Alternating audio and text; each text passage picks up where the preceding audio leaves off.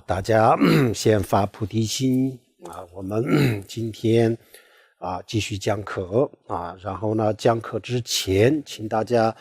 要发菩提心我们为什么要讲课为什么要听课为什么要修心就是需要一个目标这个目标我们昨天前天每一天都讲过了。这个目标是什么呢就是大乘佛教的这个目标就是菩提心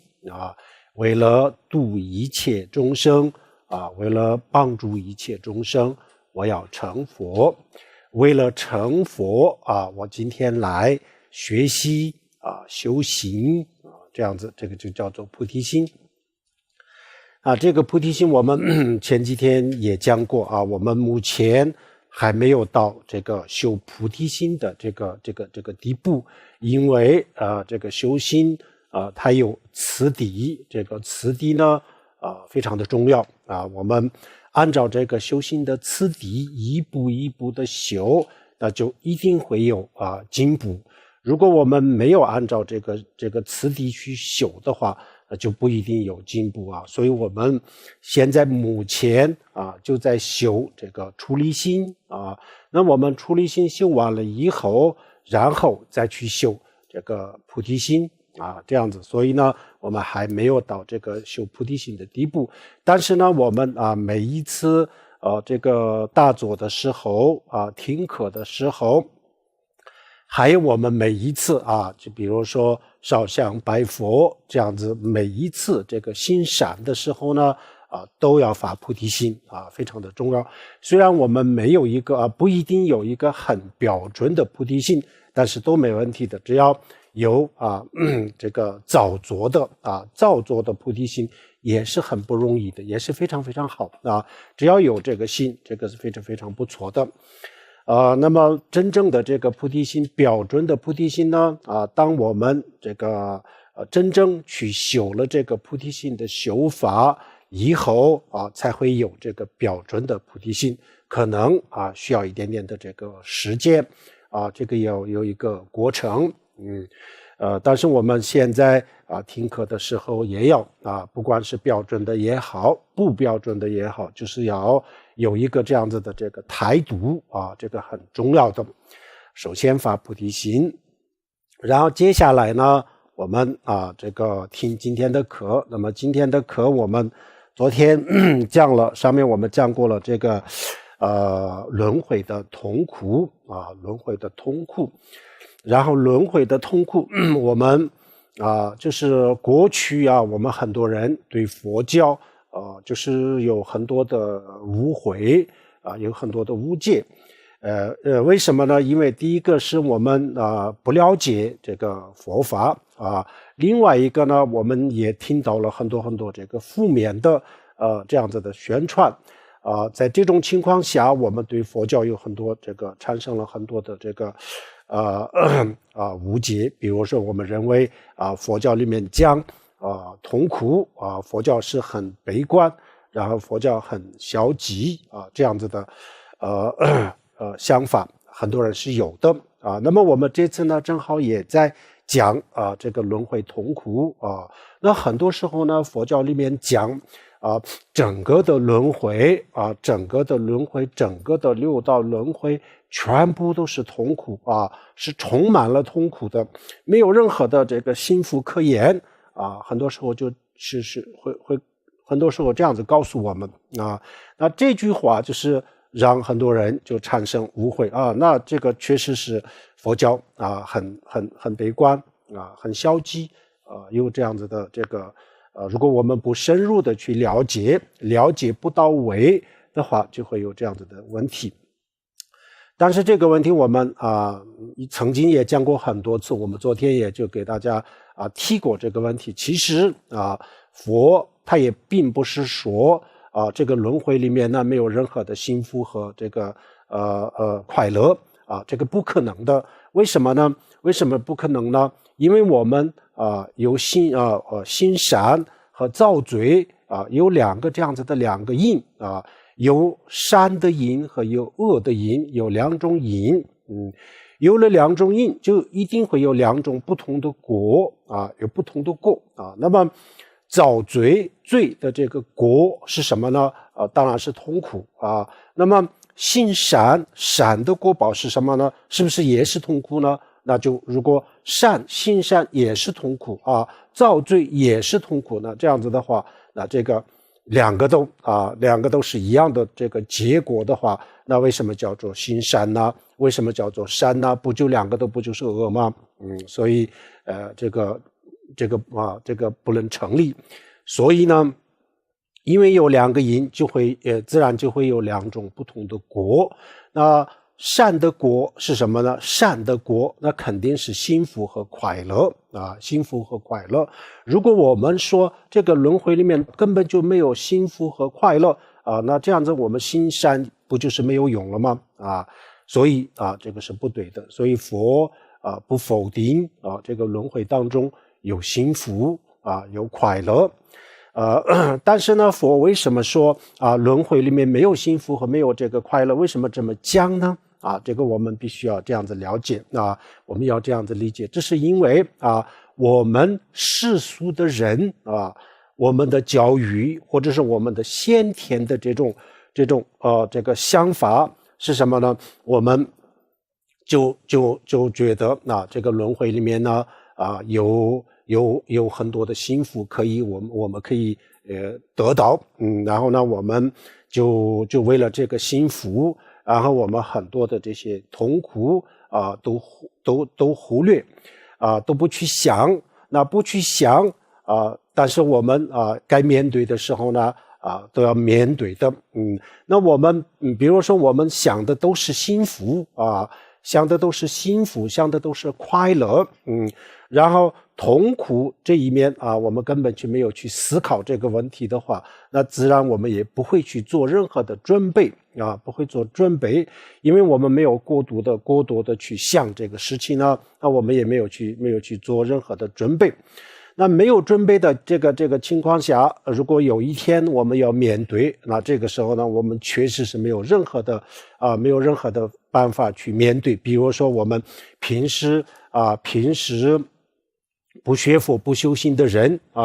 然后去体检的时候呢，医生告诉我们就是只有2个月的时间，只有5个月的时间，只有半年的时间。那这个时候我们这样子的人的这个心情是什么样子，我们大家都是非常的清楚的。如果稍微有一点点准备的话那面对的方法是不一样的那他也许就还是会难过难受但是呢他有办法去面对他也能够接受他认为这个就是一个正常的一个这个自然的规律，就是我们的生命的自然的规律，所以他也接受。第一个他可以接受然后接受了以后呢他就有办法解决这个问题。所以不管是只剩下3个月或者6个月也没问题，他可以有办法解决这个问题他已经早就有所准备那我们一般的人呢，没有任何的准备我们一直都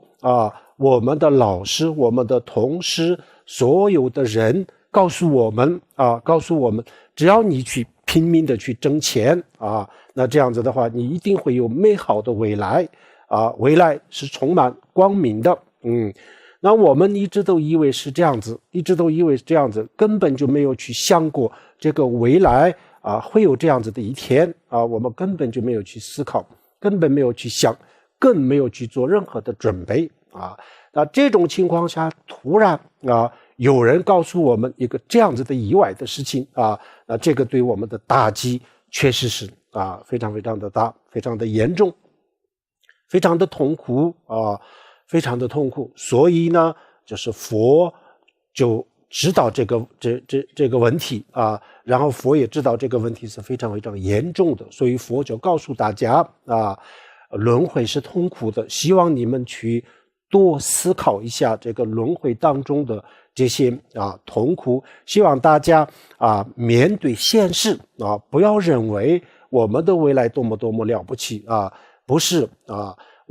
如果我们去奋斗啊，那么暂时也许我们可以得到一些我们所想得到的一些东西，但是呢这些东西得到了以后呢，拥有了以后呢，其实也并不是我们所想的那样子啊。我们没有得到的时候，这些都是有非常大的吸引力啊。但是呢，我们真正拥有的时候呢，任何一个世俗的都是不是这样子，都不是这样子啊。这个我们曾经讲过很多很多次了啊。这些世俗的名利等等，这所有东西对我们的这种诱惑对我们的这个魅力，实际上不是它的真正的魅力，而是这个距离创造出来的一个距离创造出来的诱惑或者是魅力。魅力不是它本身的魅力，而是距离。因为任何一个东西只要有距离，我们认为因为我们不了解它，然后我们就觉得它很了不起然后我这个时候呢，我想得不到的时候呢，我更加的觉得它有魅力所以很多东西都是因为有距离有了距离以后，就是产生了这样子的魅力那么有一天这个距离没有了以后呢然后这个魅力诱惑这些都就渐渐的就消失的，所有都是这样子。但是这个我们没有预料到，我们从来没有觉得是这样子我们的这个老师他也不会告诉我们这些然后呢，我们的父母很多时候也不会告诉我们这些事情然后我们身边的这个同事同学当中呢，没有一个人告诉我们这些真相大家都看这些表面的东西，然后呢大家都希望未来怎么样然后呢这个我们去追求这个美好的这个未来，在这个过程当中我们遇到很多很多生老病死这样子的问题。那这个问题呢，我们没有去想，没有去思考，没有任何的准备所以我们在这个时候呢，就是不知所措，非常的痛苦所以佛就告诉我们，平时我们还没有遇到这些问题的时候呢让我们多思考一下这些问题这些问题是实实在在在我们的生命当中，在我们的生活当中存在的东西都是存在的东西。我们讲的生老病死，还有我们昨天讲的这个人的这个8种基本的痛苦哪一个是不在我们生活当中，哪一个不会发生在我们生活当中，都有可能发生在我们的生活当中，每一个都跟我们有关系的跟我们都有关系。所以佛就是说当这些东西还没有来临的时候呢，我们就要去做好准备我们在这个轮回当中活着，必须要有危机感必须要有危机感没有危机感，那我们不做任何的准备，我们想的特别特别好，我们认为我们认为这个幸福只要我努力一定会有幸福，我怎么样，我们把一个很小像芝麻一样的这个幸福，我们把它说成是像西瓜那么大这样子以后呢，我们的教育，我们的同事，我们的这个所有想法都是这样子以后呢，实际上我们想象当中的像西瓜这么大的东西，我得到我们的手里的时候呢，它没有像西瓜那么大，它只有芝麻那么大那为了得到这个芝麻这么大的一个幸福，然后我们要克服很多很多的这个困难克服很多的困难虽然只有像芝麻这么大，但是呢，要得到这个芝麻这么大的东西，也要付出很多很多，也不是很容易的那么在这个过程当中呢，我们除了这个我们要付出很多心血以外，还有我们造很多很多的业杀盗淫妄这些都有这些都。所以佛觉得这个确实是不划算所以呢，佛就是非常的着急，佛他认为我有责任，一定要把这个真相告诉大家。其实不是这样子啊，大家不要激动啊，大家必须要静下来，大家冷静一下啊，静下来再去面对现实我们要正视这个生活和人生，不要把它美化不要这样子自欺欺人这样子的话，我们最后本来我们就是有一个很好的机会很好的机会，我们做任何的准备都来得及都来得及。但是呢，我们这种自欺欺人的这种说法，这种想法，把我们的所有的这些机会最后都没了都没了那么当我们面对这些问题的时候呢，一切都来不及了，一切都来不及所以呢，我们要面对现实，要去思考有两种方法一个是什么呢？一个是我们不是去思考而是我们亲身经历了各种各样的这个苦难实际上佛教讲过很多次了如果我们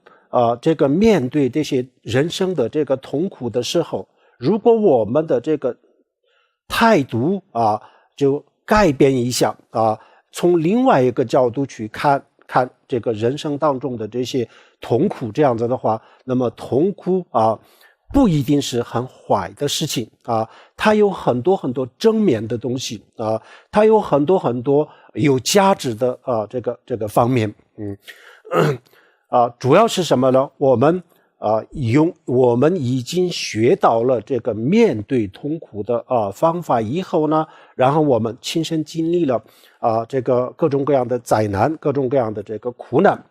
虽然是很痛苦，这个感受这种感受是不是我们很欢迎的感受大家都比较不喜欢的感受他的感受是这样子，但是这个感受的背后就有很多的有用的东西这个里面呢，我们确实是学到很多东西。比如说我们自己亲身经历了很多的苦难以后呢，我们懂得从此以后我们懂得关心关爱这个苦难的人当我们发现有人就是遇到这样子的这个苦难的时候呢，我们懂得去帮助他们还有一个呢，我们可以更深入的去思考他为什么遇到这样子的问题那这个问题怎么样解决等等，这个我们昨天也讲过了，就在这个当中也可以学到很多还有一个就是如果我们学到了这个面对痛苦的这种方法然后呢学了以后呢，我们有一定的这个训练稍微有一点功夫的时候呢，然后我们生活当中遇到的这些痛苦当我们面对这些痛苦的时候，确实是非常轻松的就过了，非常轻松的就解决了。尤其是这个精神上的这些痛苦精神上的痛苦呢，就是很容易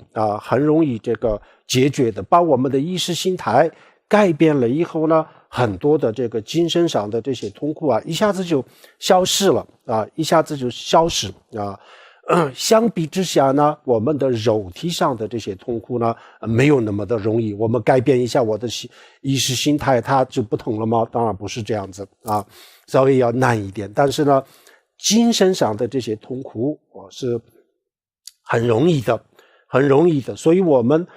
以另外一种态度另外一种心态来面对我们生活当中的各种各样的这个痛苦。那么另外一个这种态度或者方法我们学到了以后呢，其实我们大家都非常非常害怕的这个生老病死这四个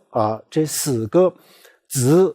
在这种人的面前都不是什么很痛苦的当然我们普通的人没有这样子的方法，那我们很痛苦所以呢，释迦牟尼佛给我们就推出一个这样子非常非常有效的方法这个是我们首先我们要去学好了以后呢，要打坐一定要大坐啊，大坐了以后，然后啊就在我们大坐静下来思考。因为这个为什么一定要全部都大坐呢？啊，因为这些思考啊，这些方法啊，这些方法都是思考啊，都是用我们的心去思考啊。那么所有要思考的东西啊，就是必须要静下来思考。如果我们的心里有各种各样的杂念，在这个时候去思考，那思考的效果不是很好啊。这个不仅仅是学佛修行啊，任何一个都是这样子啊，任何一个事情都是这样子。我们学习呀这个工作呀，那这个时候如果我们的心不平静啊，学不好啊，做不好，都是这样子，这个大家都非常清楚。那么这些这个思考的这些必须要在比较好的环境，比较平静的这个环境啊当中去思考，这样子它的效果比较好。然后稍微有一点点感觉啊，稍微有一点点进步的时候呢，那个时候就不一定啊，就是以大坐的形式，而且我们平时这个日常生活当中啊，我们都可以去思考，都可以去思考我们每一天看到的时候，看到各种各样的这些新闻啊，各种各样的这些信息，那我们可以把这些都可以作为作为一个修行的方法，修行的资料，这样子就是非常非常好。我们昨天和前天给大家再三的讲过啊，我们这一次的修行呢，虽然是需要这本书啊，虽然我们根据这本书去修，但是呢，这个不能全部按照这本书啊，这本书给我们指了一个方向啊，只告诉我们一个方向性的引导啊，只给我们一个框架，也就是一种思维的模式啊，思维的模式。在这个模式里面呢，然后我们用很多很多我们自己在生活当中所看到的、所经历到的、所听到的所有的这些实事，我们都可以以这个模式把它变成一种修行啊。平时我们也每一天也就看到了这么多的信息，这些我们都知道啊。但是呢，因为我们没有这种思维的模式，所以这些都不叫修心啊。我们看到了这些信息以后呢就过了，我们没有再多的去关注，再多的去思考，所以它就是不能成为一种修心。那现在呢，我们用这本书里面讲的这个模式去思考这些问题，思考的内容呢，还不就是我们就是我们发生在我们身边的这些事情啊。但是呢，模式不一样，以这个模式去思考的时候呢，这些都变成了最后都变成了都变成了修心都变成了修心那这个是非常有意思的然后我们反复的去思考，比如说我们打坐打1个小时打1个小时，那么在1个小时的过程当中，我们去思考的时候有些时候就我们思考的时候就是心很疲惫很累不想思维在思维的时候呢，也没有太多的这个效果有些时候我们会遇到这样子的问题那这个问题遇到这样子的问题的时候呢可以休息休息怎么样休息呢那是不是我们就停下来结束这个大坐呢？也不是还不是。那我们就是大坐，但是呢不去思考不去思考，我们不去想任何的事情我们让我们的大脑停止工作不转动，停止工作不运转让它达到一个静止的这个状态实际上也不是大脑，实际上就是我们的心我们的心里不要去想什么不要去思考这些包括我们这个人生难得啊，痛苦呀，什么都不要去想啊，就静下来啊，没有任何的这个思维，没有任何的杂念啊，一个非常非常轻松的这个状态当中就专注啊，安住1分钟、2分钟、5分钟都可以的。这个叫做禅定啊，这叫做禅定啊。这个时候呢，我们也可以观察自己的心，什么叫做我们的心啊？我们的本心，我们的意识啊，到底它是什么啊？这叫做观心啊，观心就是观察我们自己的心的本质，叫做观心啊。我们的修轮回的痛苦啊，有2种，一个叫做轮回的痛苦，修轮回的痛苦，另外一个就叫做轮回痛苦的禅定啊。那修轮回痛苦的禅定，就是在这个中间啊比较累的时候啊，就静下来听一听啊就可以。然后休息好了以后呢，然后我们有进一步的去思考啊。昨天也给大家讲过，有些时候啊，我们虽然是非常认真的啊，非常认真、非常的专心的去思考了这个书里面讲的，还有我们自己在这个生活当中所看到的等等啊，我们都去思考了，但是呢，没有任何的感觉啊，没有什么感觉啊，只是我们把这个事情就是在大脑里面过了一遍啊，过了就过了，没有留下任何的影响，这个影响不深刻这样子啊。那这个时候呢，我们就是实际上这个就叫做打坐没有太多的这个效果啊，打坐没有效果啊。这个时候我们觉得我今天也没有效果，明天也没有效果，这样子很着急啊。但是不用着急啊，不用着急，我们会遇到这样子的问题，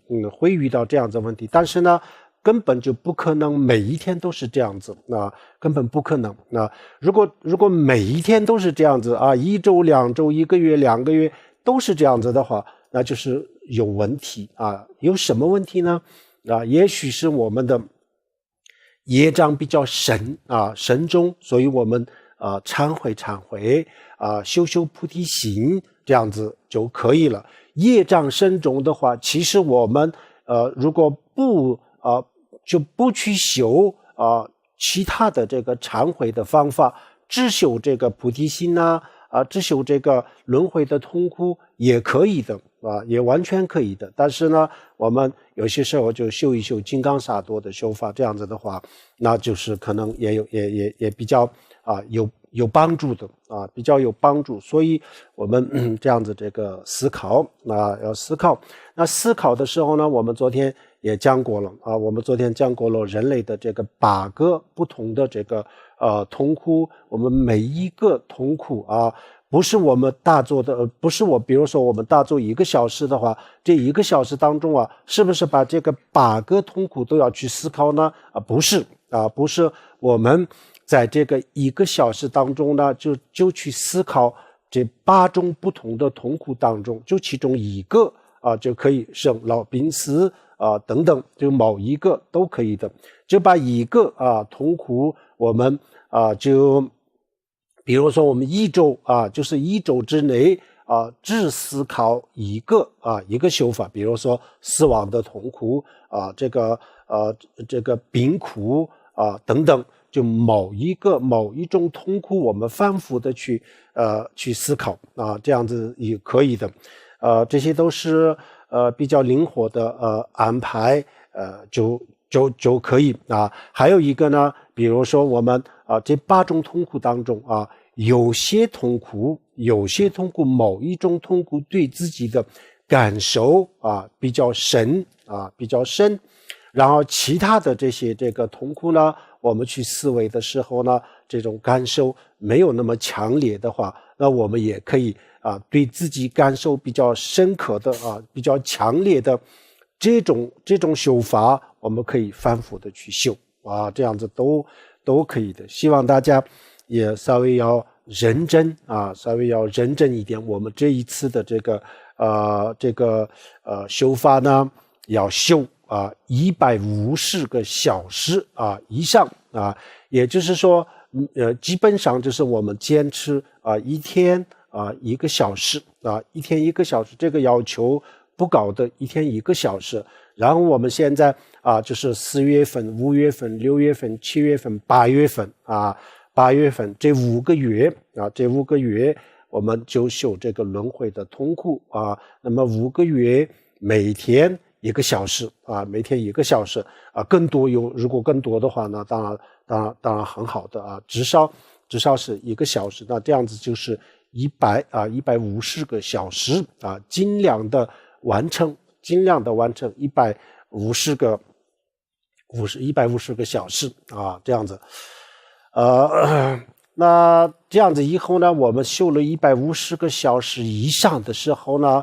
一定会有一个对这个轮回一定会有一个正确的认识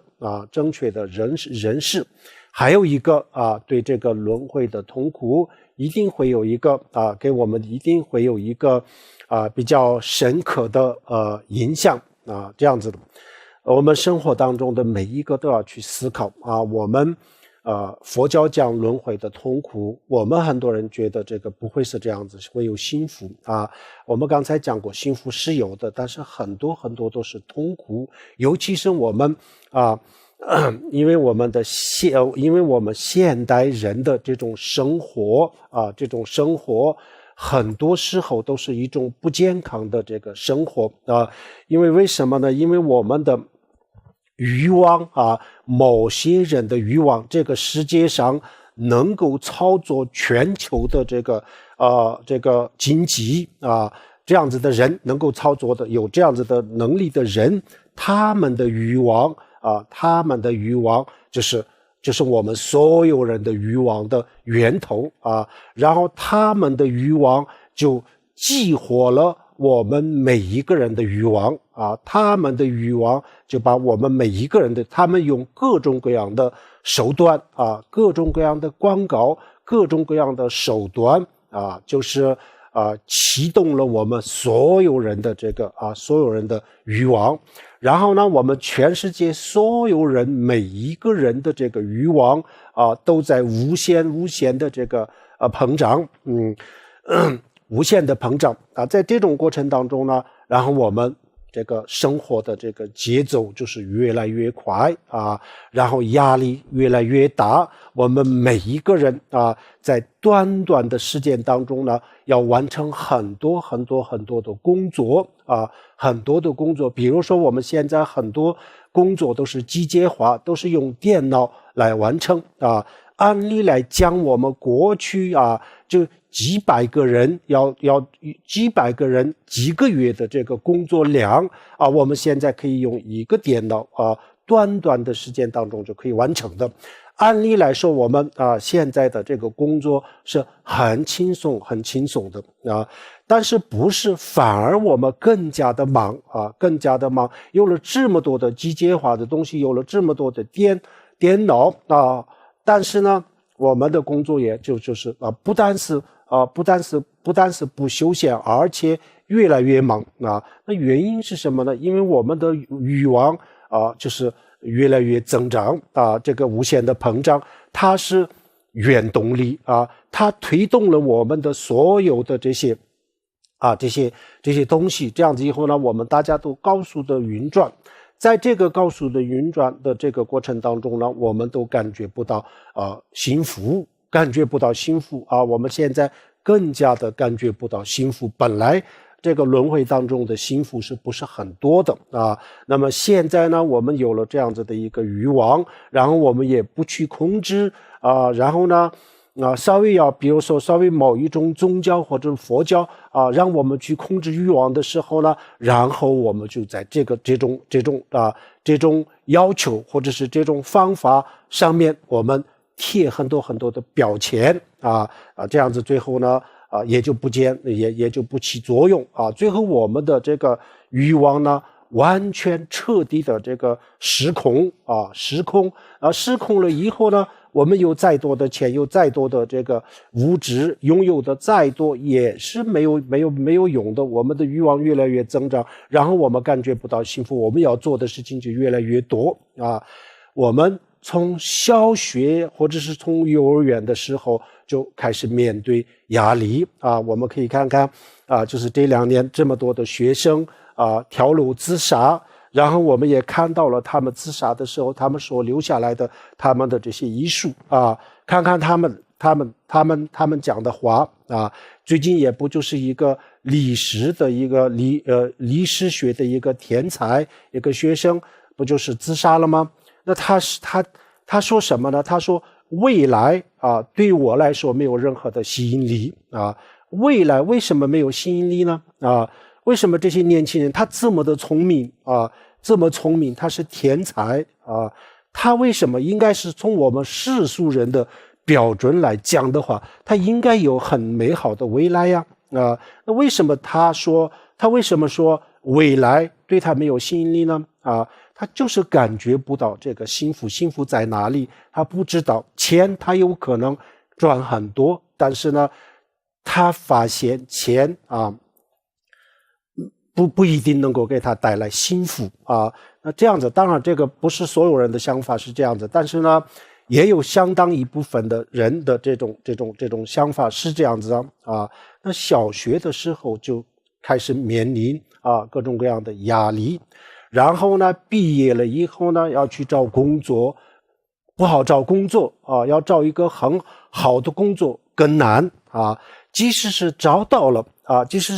了一个很好的工作，但是呢，这个工作给我们带来的这个压力是什么？即使是我们可以到纽约的华尔街去工作啊，可以拿很高的薪水，但是呢，也要面对很大的压力啊。很多人晚上都只睡4个小时啊。华尔街很多人的想法就是高级白领的想法就是像年轻的时候赚钱啊，赚够了以后，一辈子的钱赚够了以后呢，再去享受啊，但是呢，要奋斗10年、20年这样子的时间啊，然后25岁的时候就是进入华尔街去上班啊，45岁的时候就出来了，钱赚了很多，但是呢，因为这样子的这个拼命的奋斗、熬夜。啊，那这个时候身体啊，学历很高，但是人的身体大家都是一样的，所以这个时候身体已经是不健康啊，或者是亚健康。那么45岁的时候出来的时候呢，那么人生啊还剩下多少时间呢？已经不是很多啊。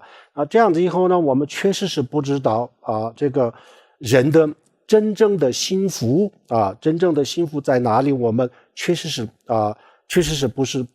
不太清楚啊。那么难道我们人真的是没有过一个比较幸福的生活吗？当然不是了啊，当然不是。如果我们学到一些东西啊，有这个强大自己的内心啊，过一个比较正常的生活啊。华尔街很多高级的白领也说，华尔街虽然可以赚到很多的钱，但是很多人说这个地方不是正常人生活的地方啊。为什么这么说呢？因为压力很大啊，压力特别的大。所以我们这到华尔街去工作，这个是对全世界所有的年轻人的梦想啊，有相当大的吸引力。但是实际上它也是这样子的啊，它也是这样子啊。我们比如说我们每一个学生，全世界的学生的梦想就是要考上哈佛啊，但是呢，哈佛45%的学生也是抑郁症也是抑郁症，所以这些都不是我们所想象的这样子啊。所以真正的幸福如果是我们自己懂得生活的话，幸福就在我们的身边啊，随时随地我们都可以感觉到幸福啊。很多时候这些跟金钱没有太大的关系啊，但是如果我们不懂得怎么样去生活的话，那现在的很多的这种生活的方式幸福我们越追就是越远追不到幸福就是这样子。所以我们在这种时候，就是尤其是现代这种生活当中呢，这种高压生活当中，我们越来越感觉不到这个幸福。那么这是人间最美好的地方最美好的地方。这个地方都是这样子的话，那其他什么地方有幸福呢？没有幸福可言所以呢，佛告诉我们做好准备多想一想这些负面的这些东西，多想一想负面的像西瓜这么大的负面的东西，我们把它说成是像芝麻这么小然后像芝麻这么小的正面的幸福等等，我们把它放大就是像西瓜这么大用这样子来诱惑大家其实最终倒霉的就是我们自己所以呢，佛告诉我们要正确的认识人生，正确的认识轮回，面对现实实际上就是这样子。所以我们要多了解这个轮回的痛苦多了解轮回的痛苦。多了解轮回的痛苦是什么目的是什么呢？不是让我们变得越来越消极不是让我们变得越来越这个悲观而是让我们变得越来越积极。为什么这么说呢？我们发现轮回是痛苦，然后我们又发现这个痛苦是可以解决的可以超越的我们每一个人，如果我稍微用功的话，我可以解决这个问题然后我就可以超越这个痛苦可以突破的发现了这个问题以后呢，然后我们就去为了这个事情会奋斗的我们有了一个更崇高的目标，有更崇高的追求除了吃喝玩乐，除了这些世俗物质的这些东西的追求以外，我们发现了有个更高的东西可以去追求，所以人就变得更加的这个乐观。他觉得虽然这个轮回很痛苦有很多很多的生老病死的痛苦，但是没关系，只要我用功，我可以解决这些问题所以他很乐观很乐观，然后呢也很积极比如说我们一个普通的人他认为人死了以后什么都没有一切都结束了。那这样子的话，一个人活到70、80岁这样子的时候呢，追求什么呢就只有等死，没有什么可以追求的。这种人生观其实是非常非常消极的这个人生观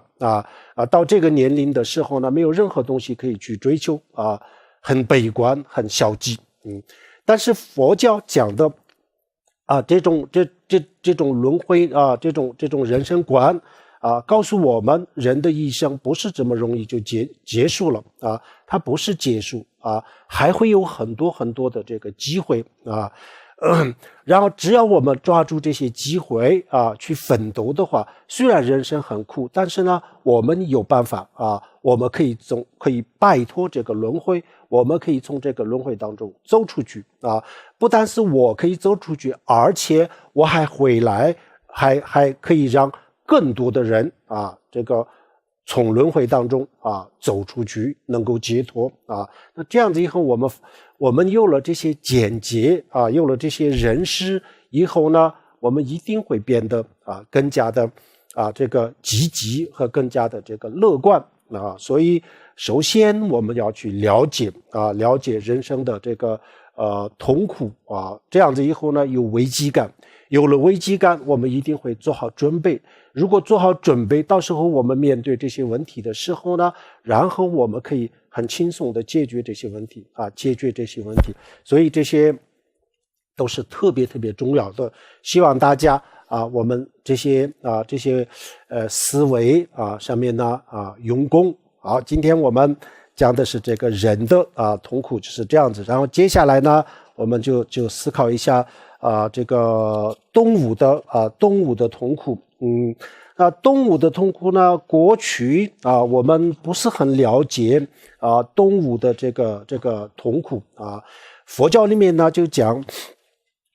了一些动物的这个痛苦西方哲学或者是西方的某些宗教他们认为尤其是这个西方的这个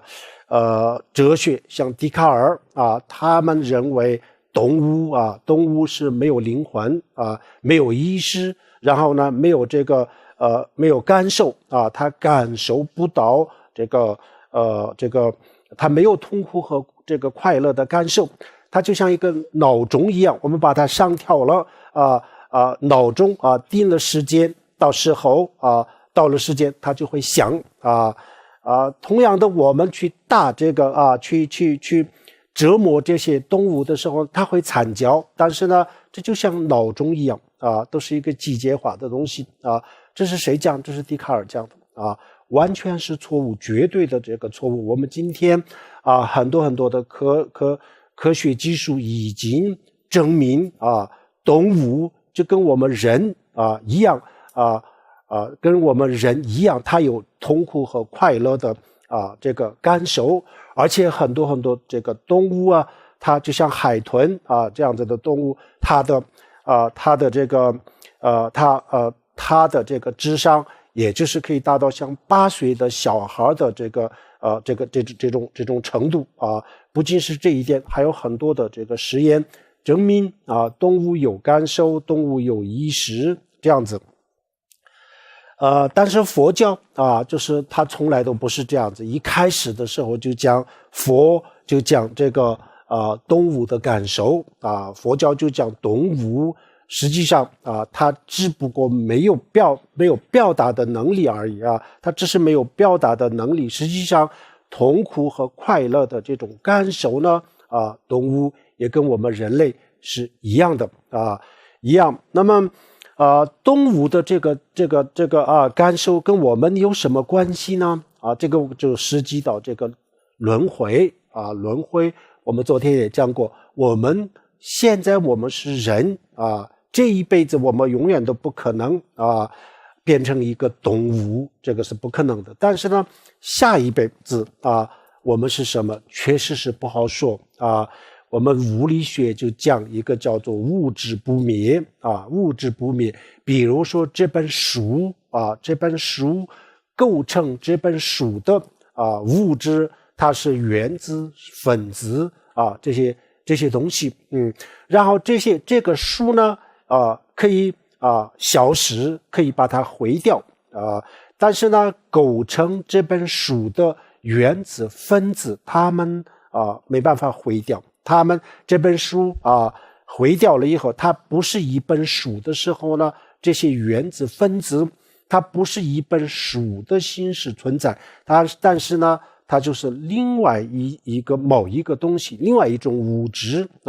另外一种物质的形式出现在我们的眼前，这叫做物质不灭叫做物质不灭。同样的，我们佛教讲这个生命不灭生命不灭这意思就是说，我们现在我们的生命就是一个人的身份一个人的身份出现在这个世界上，这个地球上然后过了一段时间以后呢，我们有可能以另外一种生命的形式出现在这个地球上，比如说天人动物等等这些都是有可能的。所以呢我们万一我们不小心这一生当中我们没有好好修行然后呢我们的过去的这个罪过，或者是这一生当中的杀盗淫妄这样子的罪过没有忏悔清净，没有忏悔干净的话，那下一世呢有可能我们有可能就变成这个动物变成一种动物所以呢我们有必要去思考动物的痛苦也就是说，万一我们变成了某一种动物的话，那动物的痛苦是什么样子我们要去了解这个动物的痛苦那佛教里面讲这个动物呢，它讲了2种动物，一种动物是这个分散的动物，就是这个陆地上的动物另外一个就是大多数的这个动物呢都在海洋里面生活啊。佛教就讲这两个这个动物，那么它也就比较详细的讲了这个动物的这个痛苦啊，比较详细的描述了啊。那么动物的主要的这个痛苦是什么呢？动物的痛苦，野生动物的痛苦呢，就是它们的相互之间的这种残杀啊，这是野生动物的最大的这个痛苦啊。野生动物因为它经常就遇到这个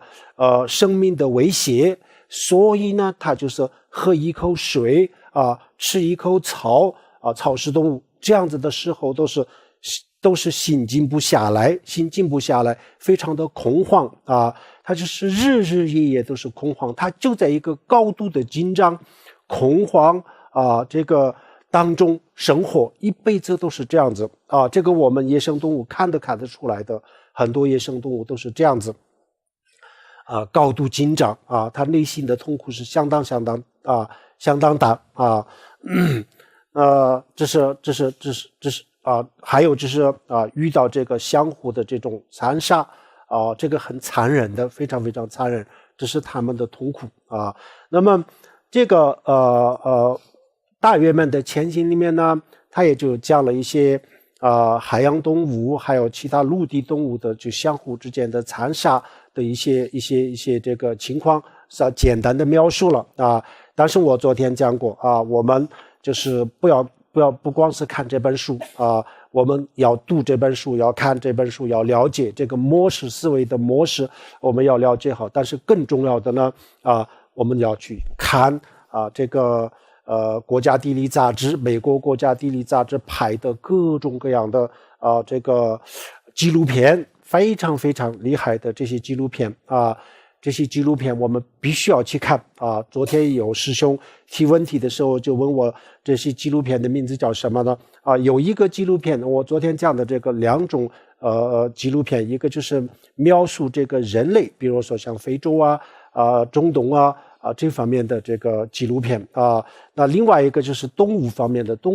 我以前看过很多其中有一个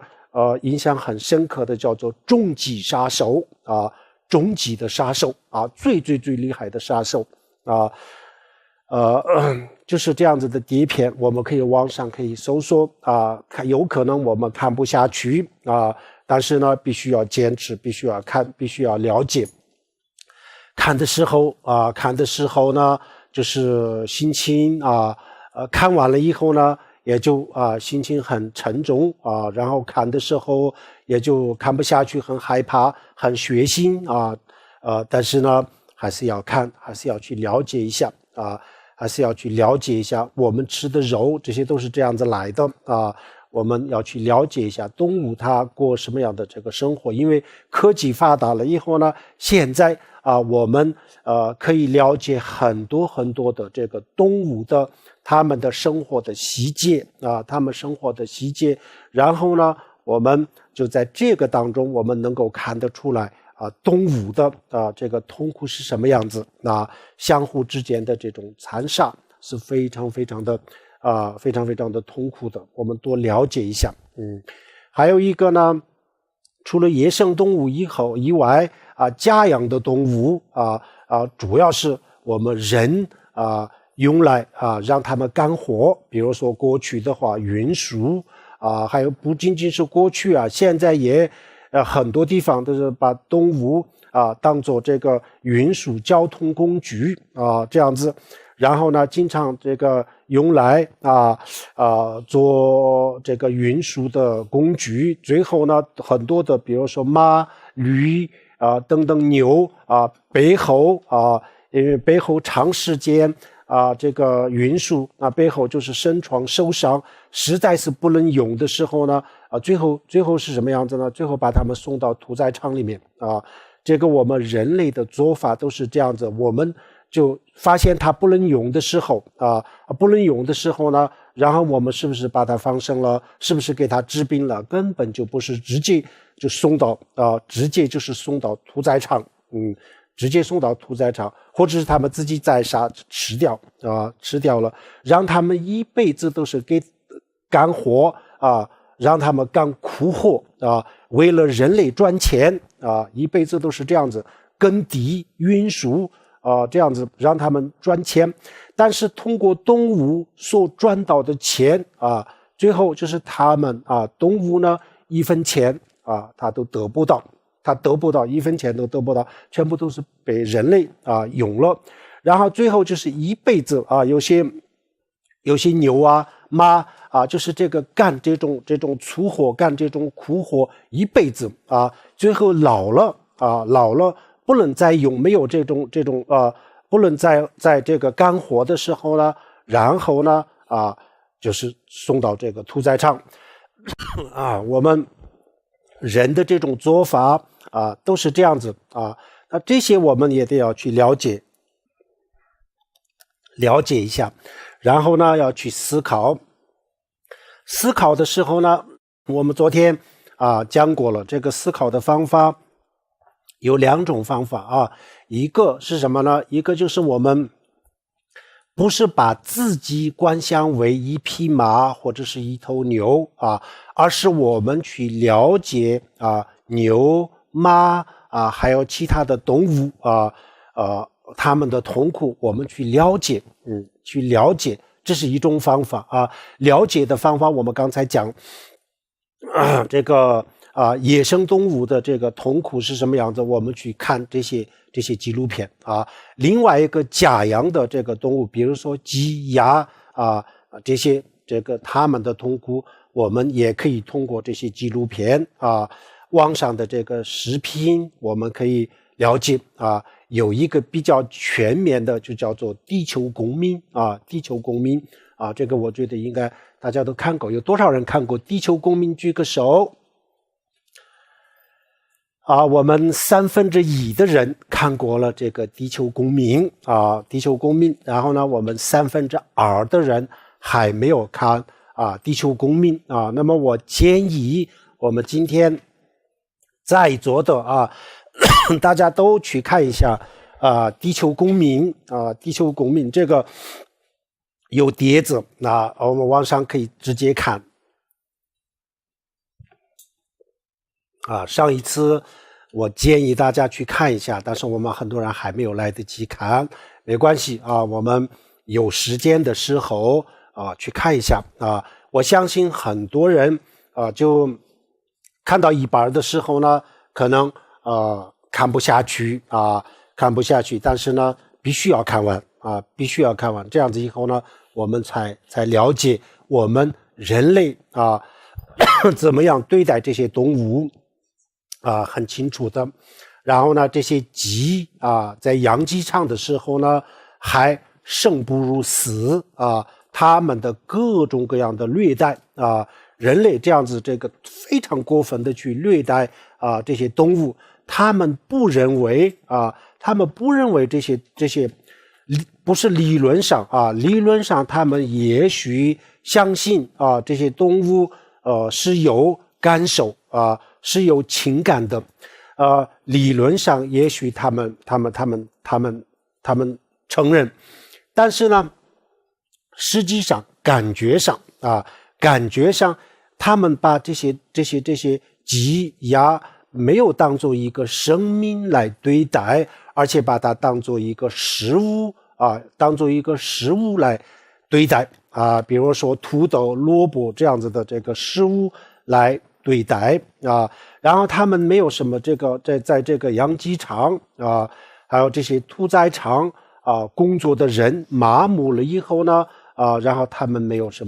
么感觉他手下的这个他不认为是一个生命，他认为这是一个东西这样子以后呢这些动物痛苦是什么样子，大家去了解一下那么万一我们这一辈子就吃了很多很多的动物我相信我们在座的所有的人不是现在我想我们少数人可能现在也在吃，但是我相信我们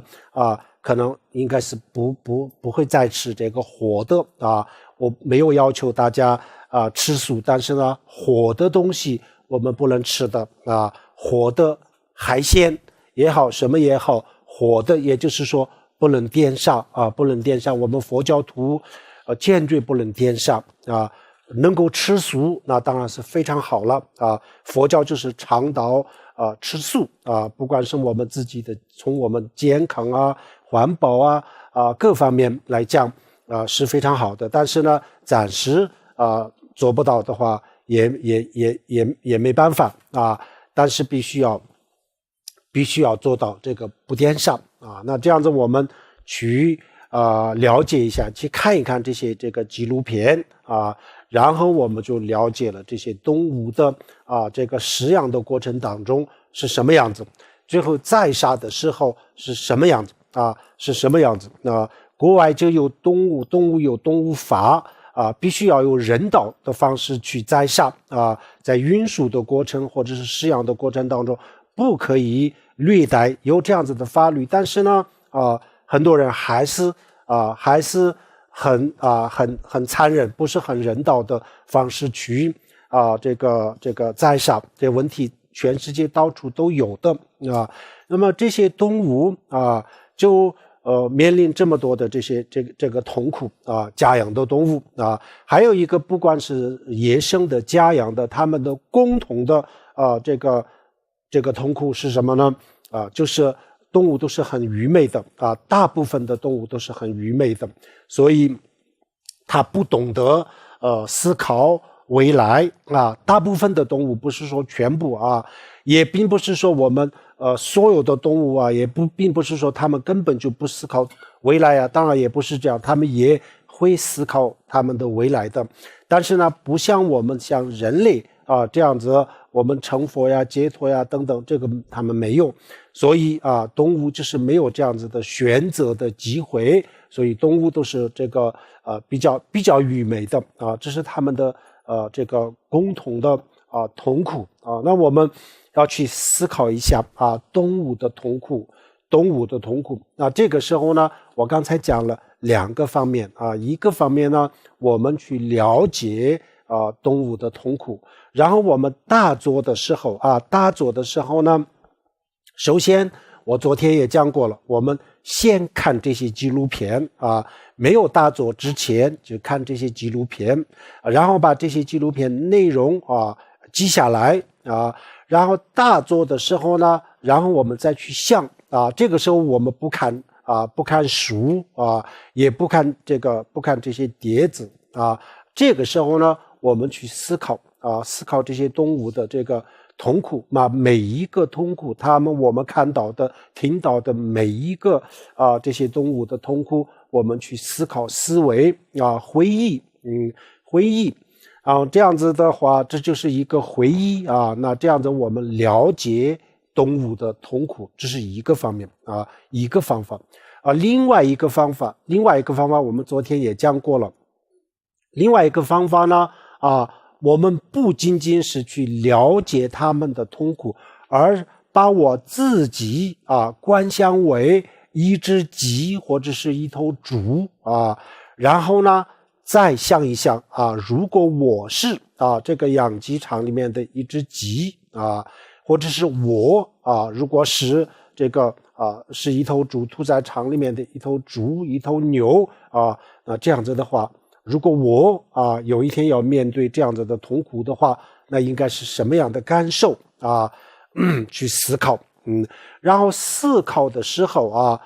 认真非常投入的时候是非常投入的时候呢，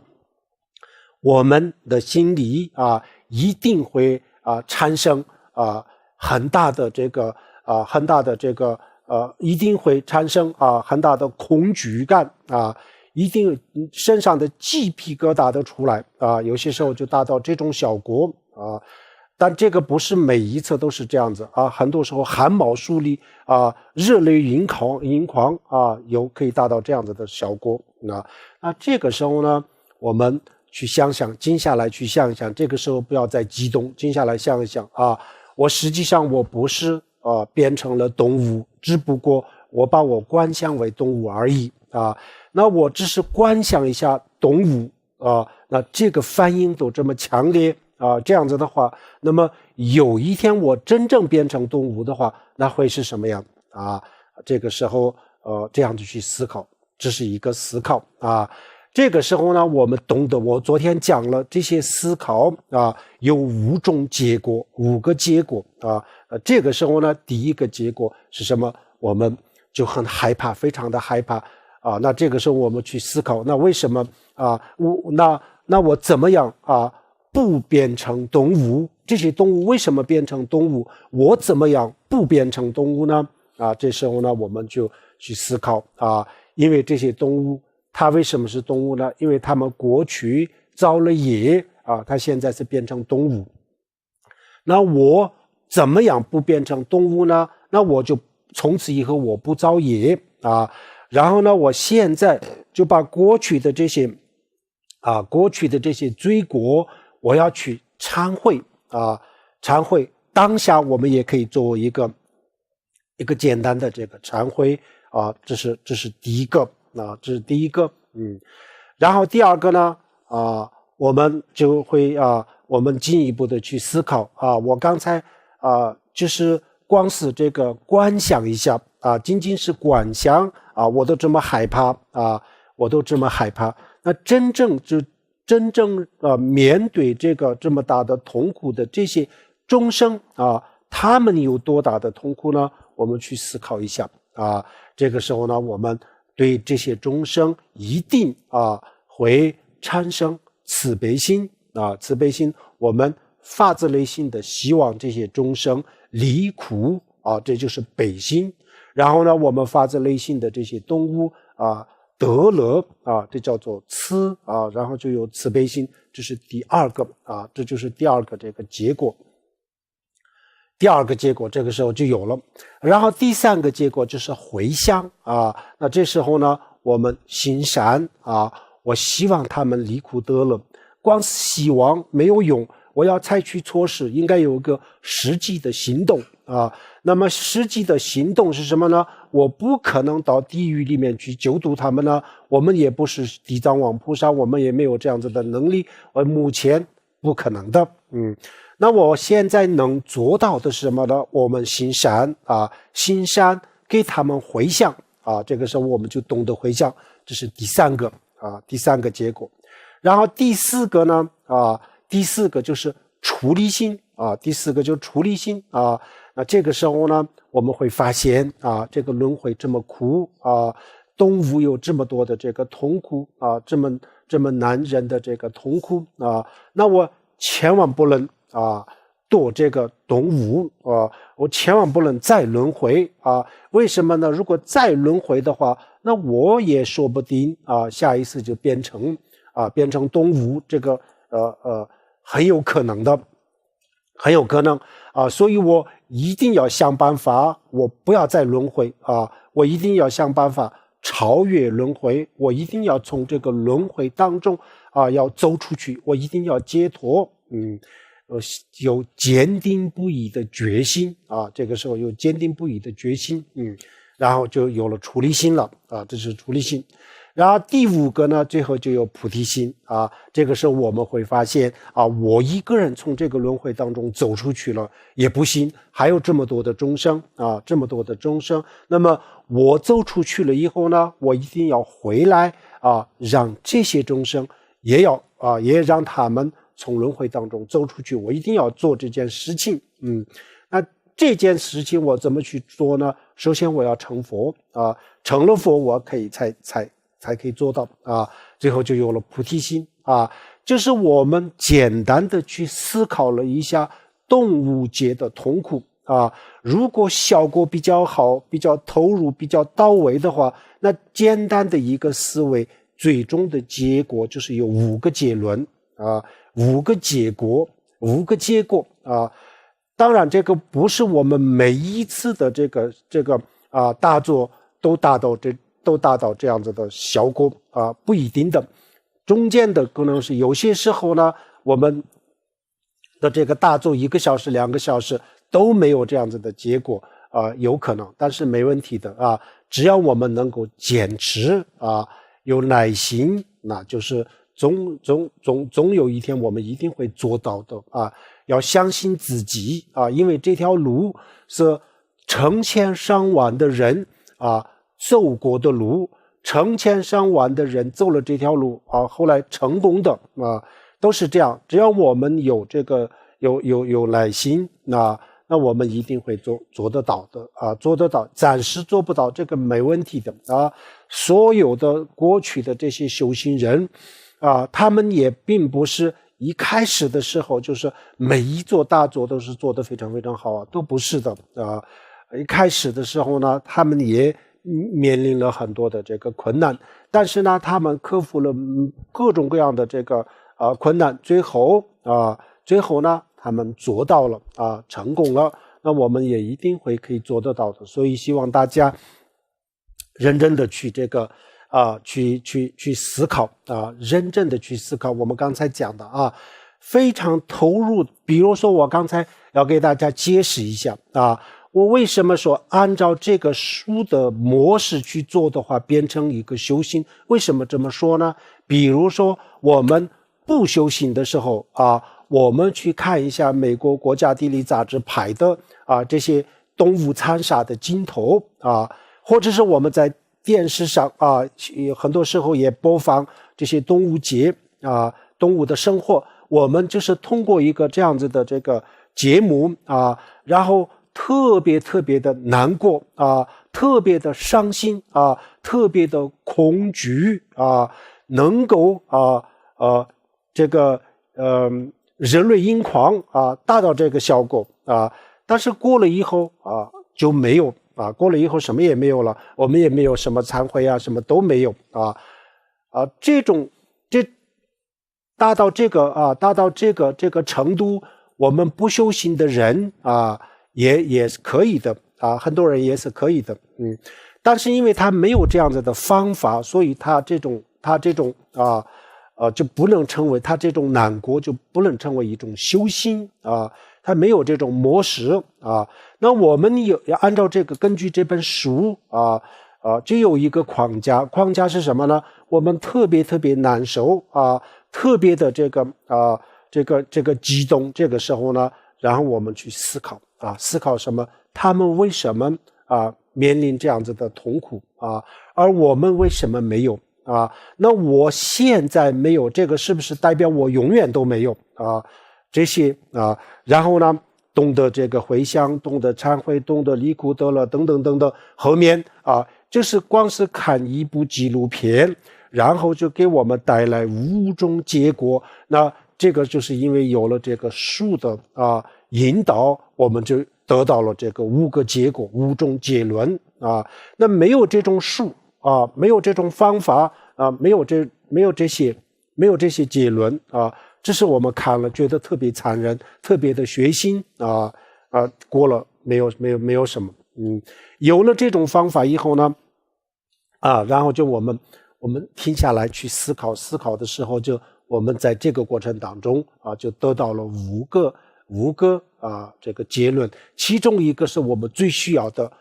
至少我们现在的这个阶段当中最需要的一个是出离心出离心。我们为什么要去修人生难得？为什么要去修死亡无常？然后为什么要去思考这个轮回的痛苦呢？就是要达到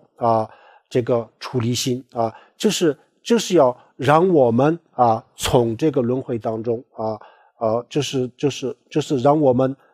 下决心从轮回当中走出去，就要达到这个结果那这个思维的方式是特别的重要那只要有了这个方式只要有了这个模式以后呢，然后我们看到的很多的这些资料，我们可以都用来修非常的重要。希望大家稍微投入一下至少要150个小时150个小时。我们刚才讲过这个反正就是真的想修行，真心的想修行的一个这样子的人来说，一天1个小时，这个要要求是不过分的啊。比如说我们今天呢比如说有特别重要的事情，特别的忙，出差非常的不方便，那没问题，我们今天没有休没关系，明天就休2个小时就补起来就可以了或者是我觉得明天我要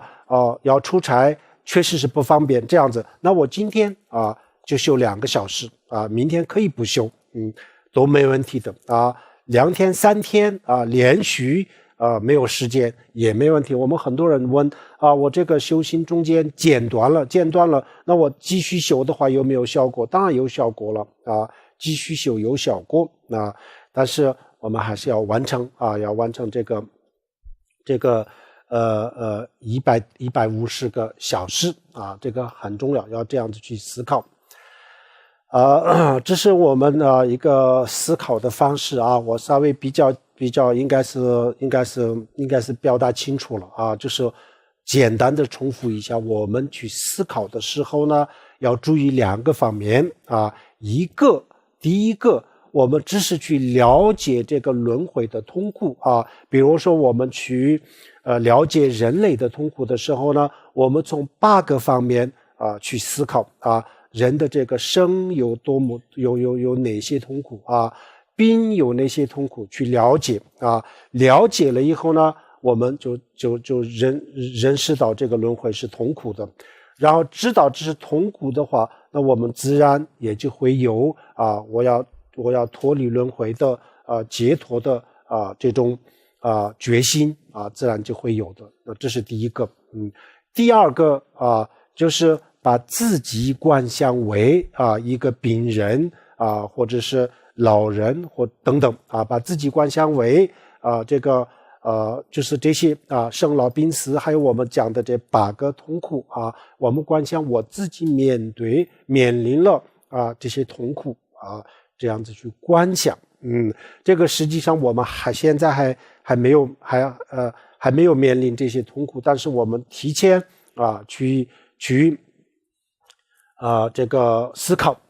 就是一种训练这就是像军事演习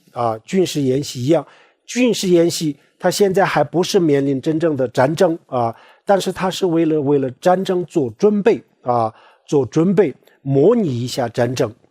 那我们也是现在还没有生病，现在还没有死亡现在还没有遇到这些问题，但是呢有一天是一定会要面对，所以呢我们提前训练模拟一下，训练一下这些东西来的时候呢，我们怎么样去面对，怎么样去超越就这样子。所以把自己观想为这个人的生老病死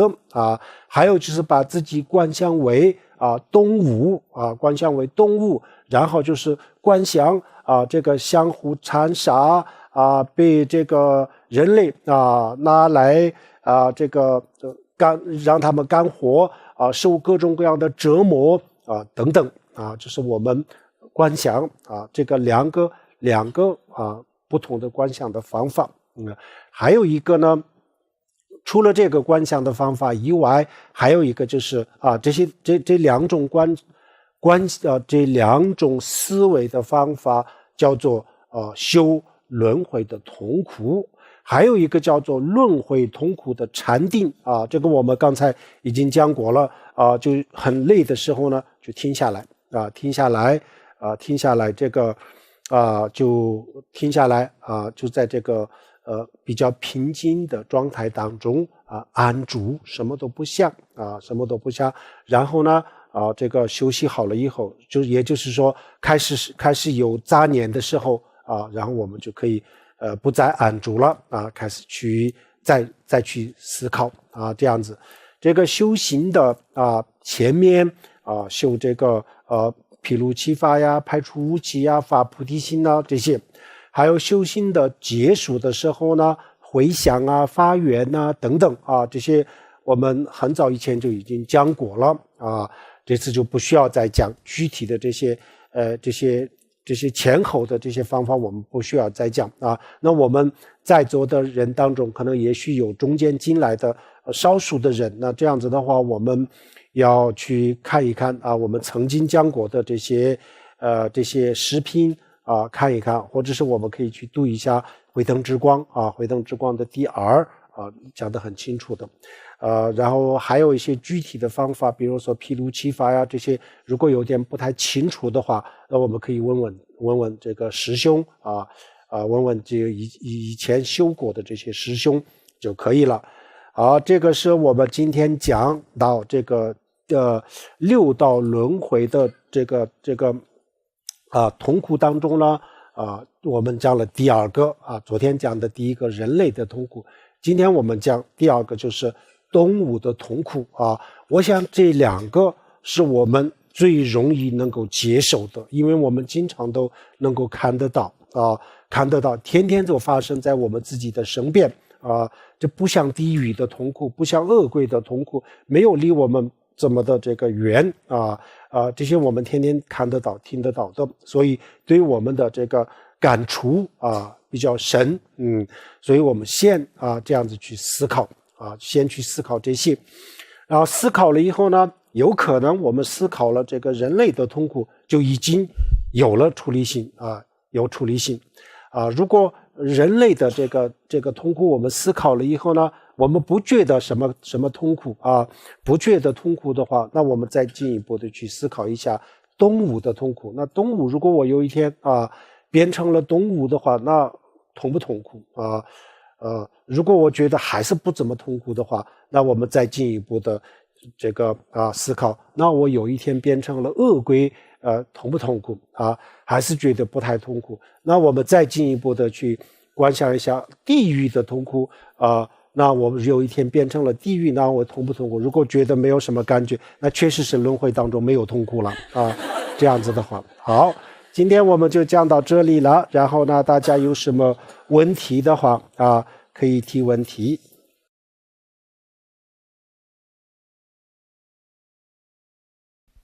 迪丽上师，这是一个现场的问题。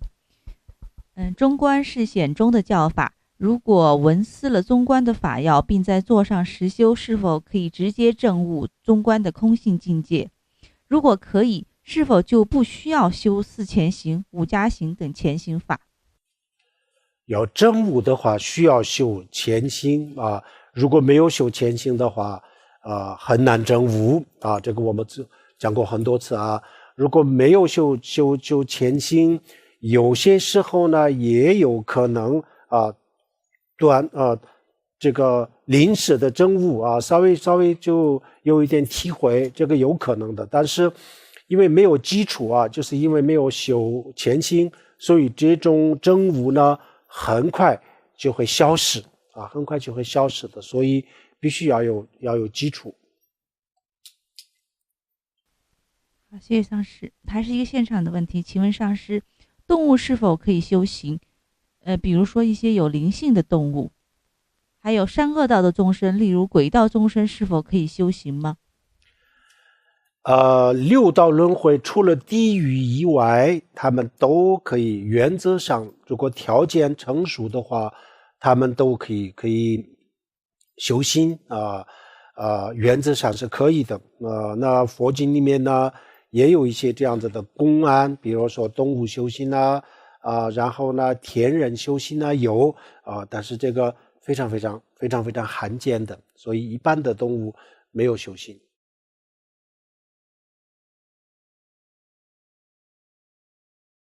还是一个现场的问题，请问上师，我在守八关斋戒的时候犯了戒，是否要再念金刚萨埵40万遍以后才能够重新受戒？这样子最好是这样子，对。如果重新受戒前继续手持八关，先暂时就是继续然后呢，到时候有守这个八关斋戒的时候就去收去重新守，暂时可以继续以前的。谢谢上师。还是一个现场问题，顶礼上师。上师您好，我很爱玩网络杀人游戏，听说会在阿赖耶识种下种子，如果下一世我再次投生做人，会不会因为这个种子而去杀人？有可能所以要注意一下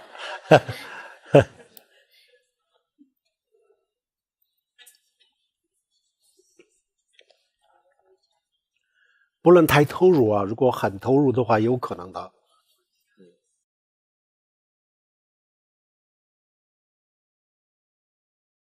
观修轮回时会闪现出暇满和无常的法义和观想，请问是可以穿插观想吗？什么穿插观想？他就说，什么跟什么穿插观想？就说他观想一个法义的时候，会有时候出现其他，比如说在观想轮回的时候，会闪现出暇满和无常的。这样子就不是这样子，就不一定，这个效果不一定好啊。所以这个时候还是要坚持继续修。比如说我们在修轮回痛苦的时候呢，在这个中间就不要修其他的啊，就如果中间出现了什么暇满难得啊，就不要去修，直接坚持修这个当时他所修的内容。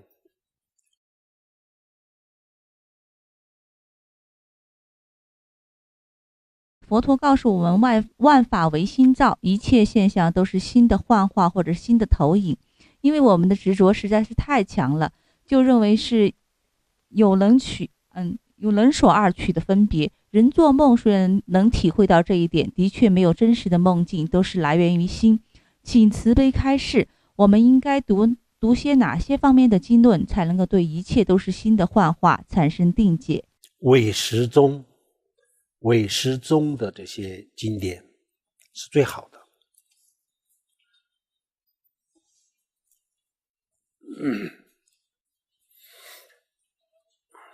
还有除了唯识宗以外，中观也可以达到这个效果啊，大圆满也可以达到。但是这种情况讲的比较多的是唯识宗。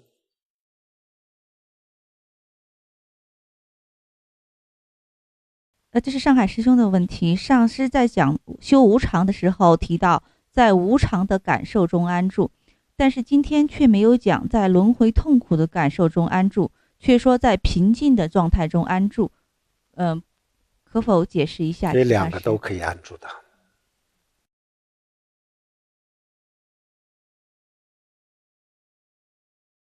这是一个现场的问题。顶礼上师，持咒的时候心境是什么样的状态？睡眠中持咒好吗？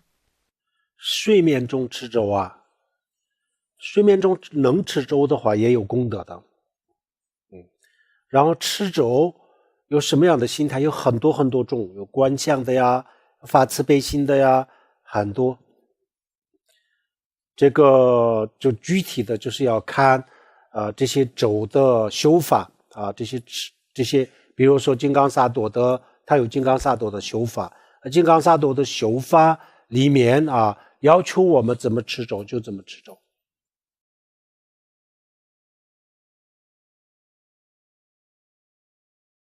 还有一个现场的问题，请问上师，历史上伊斯兰教入侵佛教，为什么佛陀是最高智慧最高的法，还会被智慧级别都不如的外道破坏？这是我们的业力现前吗？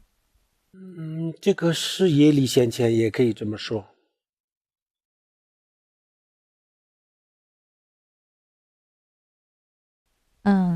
这是一个网络的师兄问，弟子还想祈请上师能否结合密法的观点，为我们传讲达摩大师的悟性论。感恩上师。以后再说，先好好修无家心。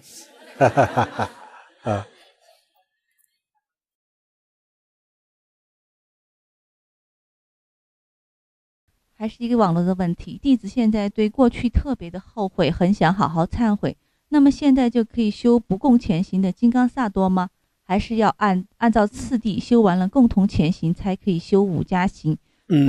对，一般我们先修四加行，然后再修以后修五加行的时候就修忏悔。但是呢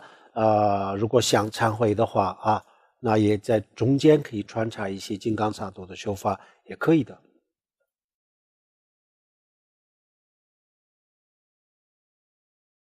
他又问，可是又听说念百字明一定要经过灌顶才可以念，如果没有灌顶就是自己念，是不是没有用？念金刚萨埵呢，没有灌顶也可以的。但是如果要修这个五加行里面的金刚萨埵的修法，那就是要灌顶。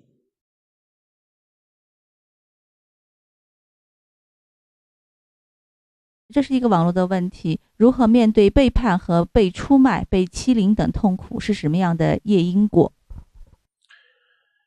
这有很多因果吧，我也不清楚具体的啊，但是就是所有的这个果，它就有一个相应的因啊，那就是它可能是过去做了类似的事情，就有这样子的果报。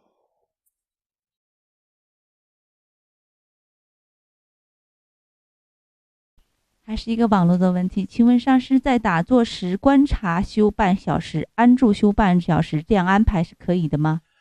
安住不需要这么长时间，不需要这么长时间，就在中间几分钟、2-3分钟、5分钟就可以了。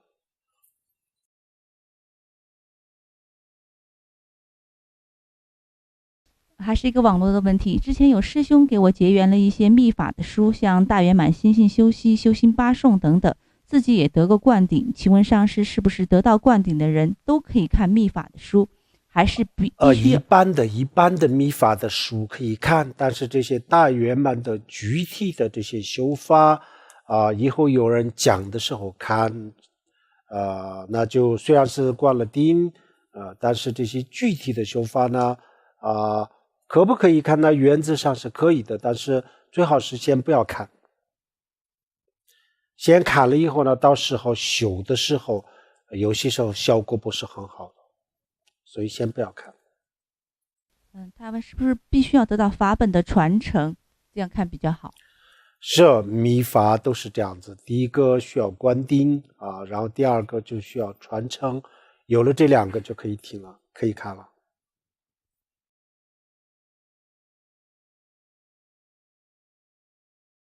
这还是一个网络的问题。作为一个在家的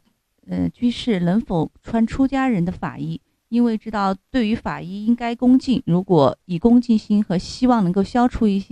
切贪嗔痴念和以发菩提心的这种发心而穿上师的法衣修行和打坐，是否可以？这一般的情况下是不可以的但是如果他自己特别有信心就是穿一下2分钟、3分钟，应该是没问题的。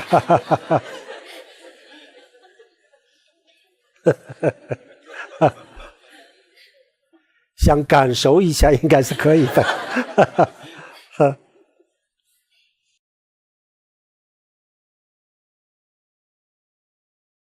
这是一个现场的问题。弟子现在学佛以后，发现自己其实是一个非常自私、心胸狭窄的人。有时候会因为看到自己是这样的人，会对自己非常的失望。请问上师，我应该怎么做才能够把自己的心完全打开，完全的接纳众生？现在这样的自己让我感觉到很痛苦。这个第一个就不需要失望，第二个也不需要感到痛苦，本来就是这样子。因为是这样子，所以要修心呢他如果不是这样子，那没有必要去修心的。所以这个没问题，只要能够修心这些问题都可以解决的，都没问题的。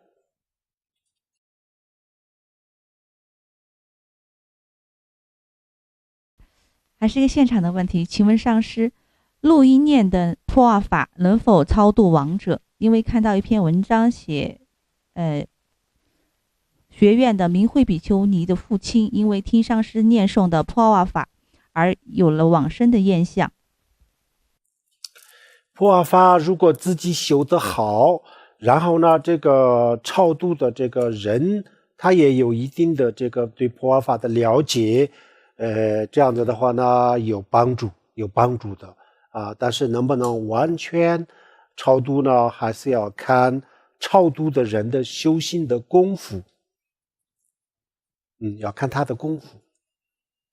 那为什么录音就他说的是录音呢对，录音录音很难的，录音可能不可以的但是如果有录音的，比如说佛号念佛集这些方是有功德有功德对亡者是有功德有帮助，但是通过这些去超度，我觉得可能很难。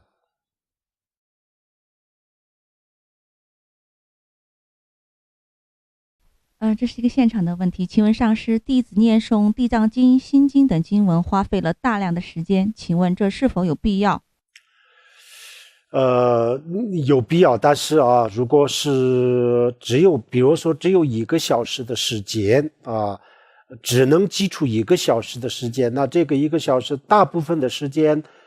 都是用在这个念经上面啊，没有修心啊，这样子是不对的。所以我们时间要好好的安排啊，少部分的时间用来念经啊，大部分的时间安排给这个打坐。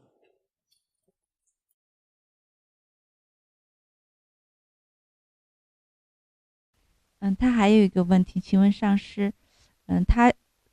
我自己有一个铺面，租我铺面的商家卖观赏的乌龟，也卖放生的乌龟，像这种有一些不如法的这些行为，请问这会不会给我自己带来恶业？他卖什么呢？卖放生的乌龟啊？卖观赏的乌龟，观赏的乌龟啊？宠物，对他应该不会带来什么。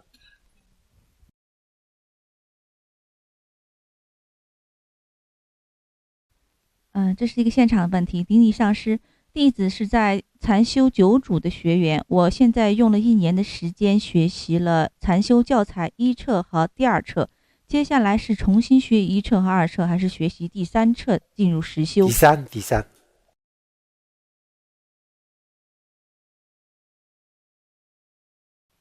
这是一个网络的问题。看到动物因伤病而痛苦又医治无效的时候，我们可以帮他实施安乐死吗？安乐死很难说，这个一般的情况下呢，还是不要安乐死，因为这个是属于杀生。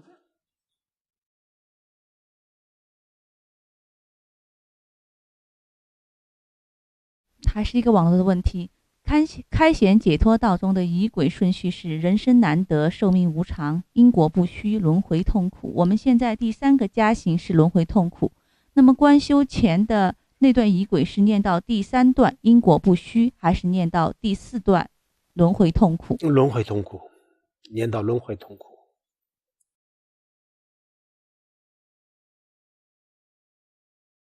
还是一个网络问题。如果修人生的痛苦已经生起了出离心了，还要往下修动物的痛苦吗？如果已经有了出离心的话，那这个目标是达到了，但是呢，因为要全面的了解一下，象征性的还是要修一下。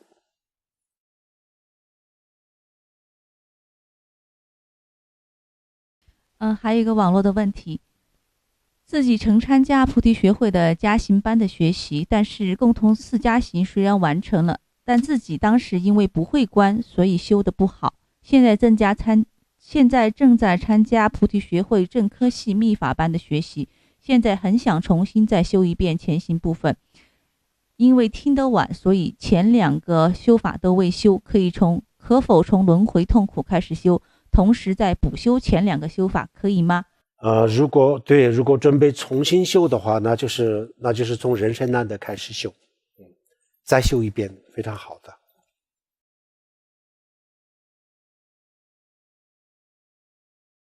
上师，我再问一个问题哈，现场师兄问的，请问上师，思维轮回的各种痛苦，会不会在心里种下不好的种子？没有不好的种子，本来我们就在轮回当中。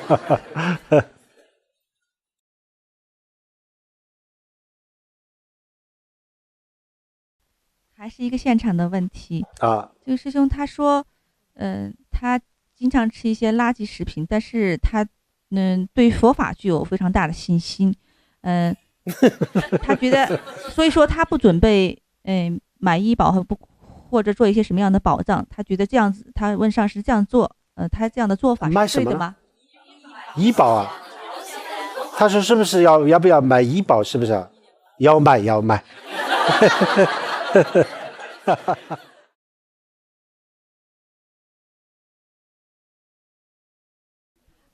还是一个现场问题，上师，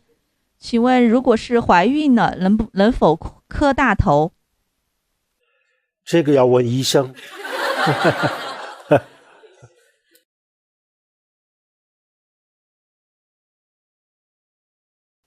然后他还问家里如果请了佛像，是否一定要装上？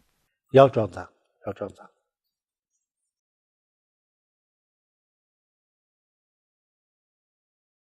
还是一个现场问题。顶礼上师，有一种说法是，别人心里对你的认同就是积聚资粮，自己要修行成佛，就要在世间改习气，做让别人认同的事情，修性改命。这与在近处修行矛盾吗？请上师指导。自己的修心啊，别人的认同不认同应该是没有关系的，只要把出离心、菩提心自己按照这个正规的这个引导文去做的话，那别人认同不认同都没关系的。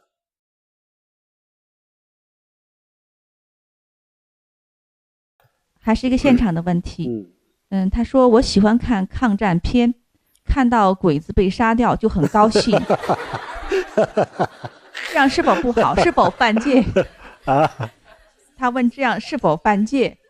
犯戒啊，犯戒不会犯戒，但是杀人不管是谁都是从佛教的角度来说不能欢喜啊。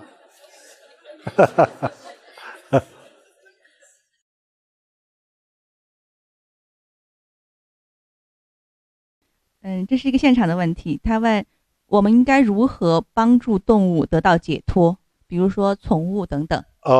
就是要给他念佛啊，我们放生的时候念的这些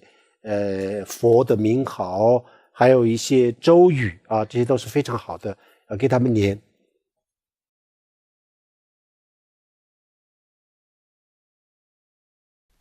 还是一个现场的问题。顶礼上师，六道轮回中，除了人道以外，其他道的众生能够了解自己前世所造的善恶业吗？能有前世的记忆吗？有，比如说恶鬼道，就他有一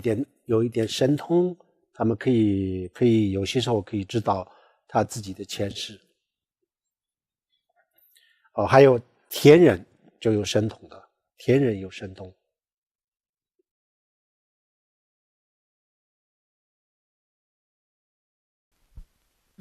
这是一个现场的问题。顶礼上师，如果手机里存有很多具德上师和下载的佛菩萨的照片，如果因为换手机或者内存不够删除这些照片，会有过失吗？应该没有问题。手机上没有这样子的图。对，它下载到手机上的。只有0和1这样子的数字，应该是没问题的。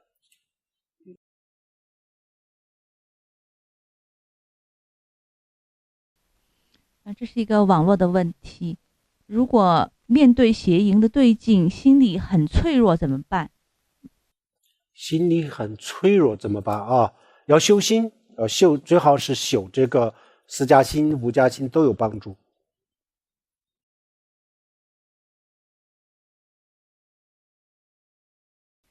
这是一个现场的问题。顶礼上师，请教上师，如果身体疼痛的时候，应该念什么咒能够减轻身体痛？没有什么念咒可以减轻的。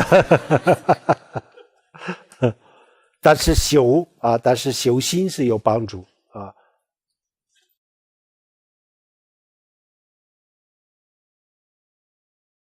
这还是一个现场的问题。顶礼上师，请问上师如何才能够做到不发脾气伤害家人？这个第一个问题，比如说修禅定、修慈悲心都有用的，都有用。好，我们现在做回向。Sonam de tamja zubanya domne ni pe jana banshi jirga na je walon de ba jebe zole do a do jo om a hom banzer pa ma se de hom om a hom banzer ba ma se de Om Ahum Bajrangara Bama Sada